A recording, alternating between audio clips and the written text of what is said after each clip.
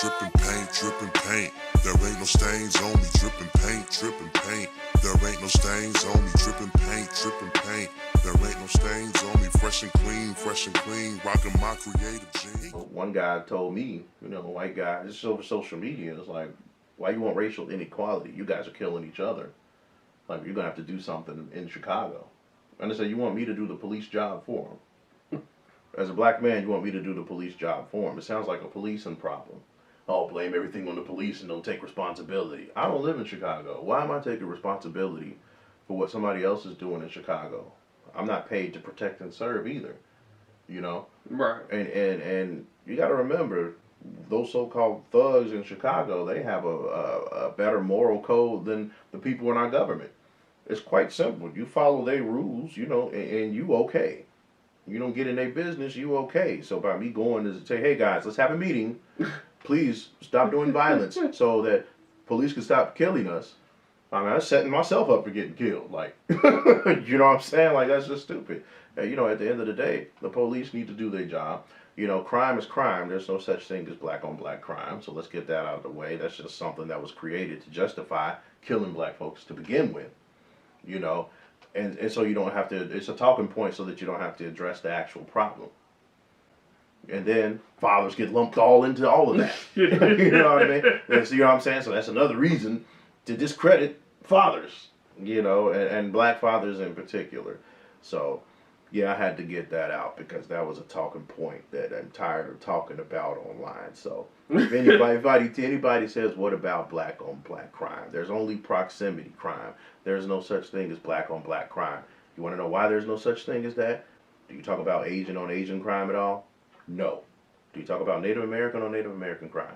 No. Do you talk about white on white crime? No. You see what I'm saying?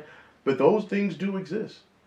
Hispanic on Hispanic crime. No, you don't talk about that, but those things do exist. But there's no stat, or we don't really talk about that too much. Even if there is a stat, we don't bring it up. You just say, that guy's a criminal. That guy's horrible. Black people do it. You black people? Like, whoa. Everybody. One guy determines the whole race. Like, oh my gosh. Oh, okay. But all that controls the depiction of black fathers. You just pull from all of those sources. Like, nobody looks at Bill Cosby and be like, yeah, that's a black father. You know what I'm saying?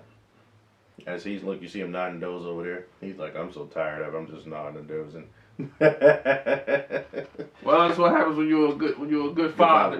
Working all the time. Yeah, like we're gonna go to work right after this too.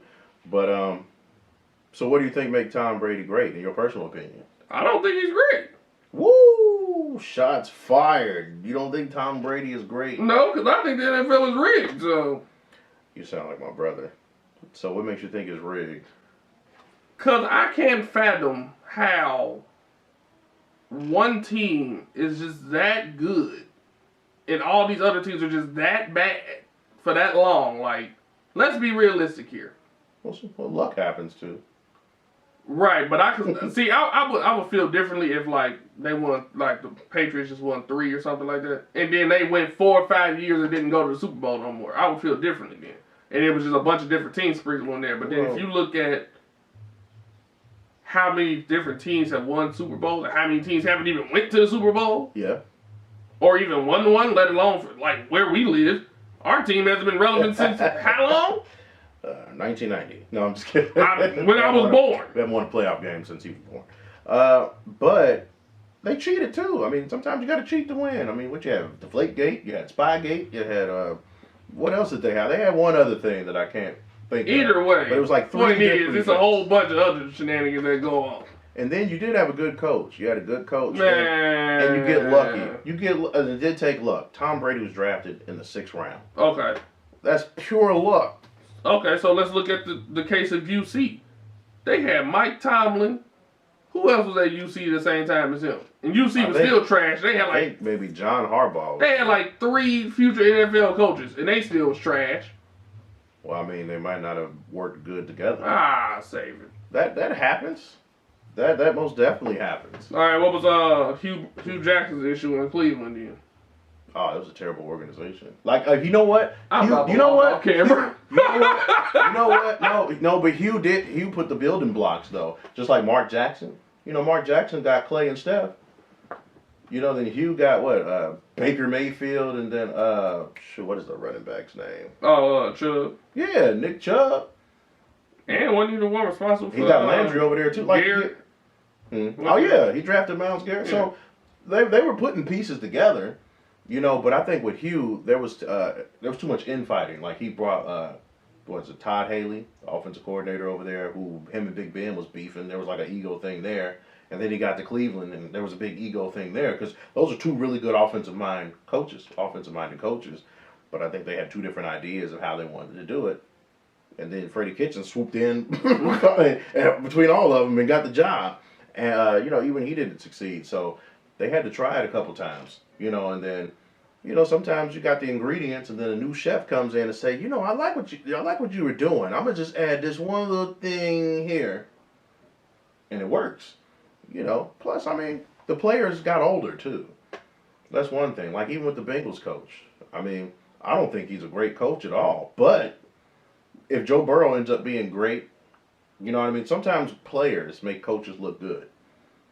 Hint, hint, Bill Belichick. No, I'm just kidding. But no, that's true. But it's quite possible that Tom Brady really was great, or really is great. And Bill Belichick had a really good, great Hall of Fame quarterback that could mask a lot of weaknesses, and he just made plays when it mattered in the clutch. And I think that's what makes Tom Brady great. He doesn't run fast. He's not the strongest thrower of the ball. He doesn't have the strongest arm. I wouldn't even say he's the smartest. I think Peyton Manning probably has him, in regards to dissecting plays on the fly, but. Tom Brady just has the grit and the want to, and he delivers. When you need a play, Tom Brady makes the play. So are you saying Tom Brady is the Jordan of the NFL? Yeah. Okay. Yeah. That's exactly right. Like Jordan, I wouldn't even say Jordan was pretty high on athleticism, but he wasn't the most athletic guy in the NBA. Not even during his time. There was athletic guys. Jordan is very fundamental. If you look at his footwork and stuff, like, he was very skilled. He didn't rely on athleticism. But I didn't think that there was anybody necessarily that much. Well, I guess Dominique would be considered. Dominique is more athletic. I had to think about that for a second. Although I did see something on YouTube, now take this with a grain of salt, they were doing like the highest recorded vertical leaps, and Jordan had an insane 48-inch vertical leap. And I'm like, and somebody was discredited, like, when have you ever seen Jordan's head above the rim? So I hope you out there, the guy who made that comment. Yeah, there's one particular, if you look at the Come Fly With Me tape, yes, it's before y'all time, so just look at this old documentary called Come Fly With Me. So it probably don't even exist, Jordan throws, no, it's up, you can see it on YouTube. Actually. Oh, you can? Jordan catches an alley-oop, his whole, neck is over the rim. He's catching alley-oop, two hands, his whole, neck and chest is over the rim. Me and my boy Kenny, shout out to K. Pritch, man. We used to watch that all the time. And we was like, dang, look at how high he is. So Jordan, if you notice, when he dunks, he don't never jump at his highest level. He's always leaning in or gliding. He never really jumps, springs upward, if you notice. He's literally gliding and being graceful and throughout the air. Dominique sprung up. Jordan kind of just went, he just kind of, that's why they said he fly. He would just kind of glide and he would contort his body in such a way. So you never really got to see how high he jumped, but on that one play, you could see and if you watch any of his college tapes, that boy, he was flying, really. He was like, oh, he could jump. He could jump. But you got anything else to add? You want to hate on anybody else great, man? Tom Brady, I guess he's chopped liver, he's trash. So we think about Belichick then. Is Belichick great coach? No. My word. Who's good? See, this is why we're having a conversation about greatness. Who's great in who's a great coach? I don't know. This is the wrong sport. I'm not a football person. Then how do you say he's not great? Look at what he did with Cam Newton. Cam Newton is by far probably a better quarterback than Tom Brady to some degree. Well, the team was deteriorating. Just pretty much to your point. You're like, how could they win all those Super Bowls? Well, it caught up with him, right? You can't continuously win. Like, players get old, they lose free agents. Now, what it is, Tom they Brady got a is like- black quarterback and didn't want to put nothing around him, just like they that's doing not- Lamar Jackson. They didn't put nothing around I ain't Tom trying Brady. to hear this. They I'm out of They here. didn't put nothing around Tom I Brady. gotta go be a dad. Tom Brady's Tom Brady's like 88 years old, still winning Super Bowls. I ain't like- trying. He ain't finna win this weekend. Pat Mahomes like- gonna win. he's like He gonna 88. come back again for another season. The only reason the All right. Buccaneers is even good So because they couldn't you got the Buccaneers. So you got the Chiefs winning. Yes. What score? Well, how much they gonna win by? Shit, I don't know. I wouldn't go that far. I just feel like the Chiefs are gonna win. The Chiefs are gonna win just because Mahomes is great and Tom Brady's not great. No, Tom Brady. Okay, I'm not gonna say he's not great. Tom Brady is good, obviously, but I don't think he can hold up that type of performance still. Like, he done kind of pulled a couple miracles out of his ass already in the playoffs. You only get so many of those a year. So this is And not, he's already showing flashes of not being the Tom Brady of old. so this is not going to age well for you.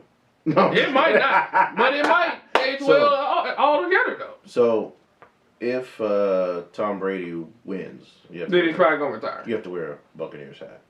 Yeah, if you're buying it. But yeah, buy me a Buccaneers jersey with the stitched on letters, and I'll you wear wear a it. hat, then you got to buy it. No, I ain't buying no Buccaneers hat, dog. You were confident in the lack of greatness of Tom Brady. Speaking blasphemy, Honestly, I thought, well, that they would end up playing. Actually, I didn't even think Tom Brady was actually going to beat the Saints at first, to be oh, you honest. thought Drew Brees. You know what? Drew Brees, unfortunately, like old man, Father Time caught up with him. And that's what I think is going to happen He to got Tom injured. Brady. And Father Time caught. Oh, in this particular game. No, I Father Time. don't think Tom Brady's going to get injured. I think Father Time's just going to catch up to his body. He's going to be like, I think- surprise! I think Father Time is already on him, but I think he just adjusted. Like, even with LeBron, Father Time is like right there with LeBron, but LeBron was like, you know what? I ain't got to dunk it all day. I'm going to just shoot these threes. Yeah. He adjusted, so he got a new lease on his career a little bit. You know what I'm saying? But you know what? We're going to get up out of here because he needs to take a nap before he go to work because I'm not going to have him, like, slacking at work. So. Oh, what you had me slacking at work? Like, I work for you. Yeah, we're going to have him slacking at work. This is a group effort. Well, yeah, it is. Like, you know, so I'll be cleaning a whole different side of the building from you. For a team effort, you got to have everybody on the team energetic. You can't have. Okay, let's just say I need to get rest because I got to drive that forklift.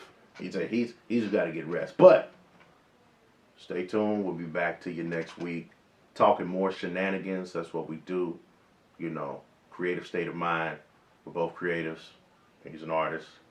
I'm a musician. We do what we do. And yes, we're black, unapologetically. But we'll talk about issues that everybody can relate to. But on this one, we had to hit close to home first. All right, anything you want to say before we out? Hey, say don't play with it. That's all I got. Peace. Oh, it didn't land. I'm out. See ya.